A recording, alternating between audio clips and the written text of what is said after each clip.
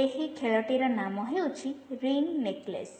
ଦିଆଯାଇଥିବା ଖେଳ ଦ୍ୱାରା ପିଲା ହାତର ଆଙ୍ଗୁଠିକୁ ଭଲ ଭାବରେ ନିୟନ୍ତ୍ରଣ କରିବା ଶିଖିଥାଏ।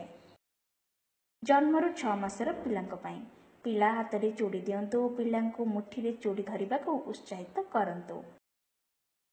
7 ରୁ 12 ମାସ ବୟସର ପିଲାଙ୍କ ପାଇଁ ପିଲା ହାତରେ ଚୁଡ଼ିର ମାଳ ଧରି ଆନନ୍ଦରେ ହଲାଉ ତାଳି ଦେଇ ପିଲାଙ୍କୁ ଉତ୍ସାହିତ କରନ୍ତୁ।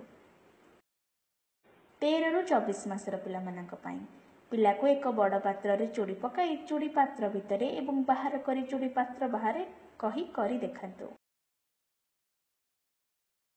25 ରୁ 36 ମାସର ପିଲାମାନଙ୍କ ପାଇଁ ପିଲାକୁ ଚୁଡ଼ି ଏକ ମୋଟା ଦଉଡ଼ିରେ ପକାଇ ଚୁଡ଼ି ଦଉଡ଼ି ଭିତରେ ଏବଂ ବାହାର କରି ଚୁଡ଼ି ଦଉଡ଼ି ବାହାରେ ଏହା କରି ଦେଖାନ୍ତୁ। ଆପଣଙ୍କ ଏବଂ ପିଲାଙ୍କ ଭିତରେ ସମ୍ପର୍କକୁ ଆହୁରି ଗଭୀର ହେବା ପାଇଁ ଦିନରେ କିଛି ସମୟ ପିଲାଙ୍କ ସହ ବିତାନ୍ତୁ। ଦିଆଯାଇଥିବା ଖେଳଗୁଡ଼ିକ ପିଲାଙ୍କ ସହ ଖେଳନ୍ତୁ ଏବଂ ଆପଣଙ୍କ ଅନୁଭବ ଆମକୁ ଅବଶ୍ୟ ଜଣାନ୍ତୁ।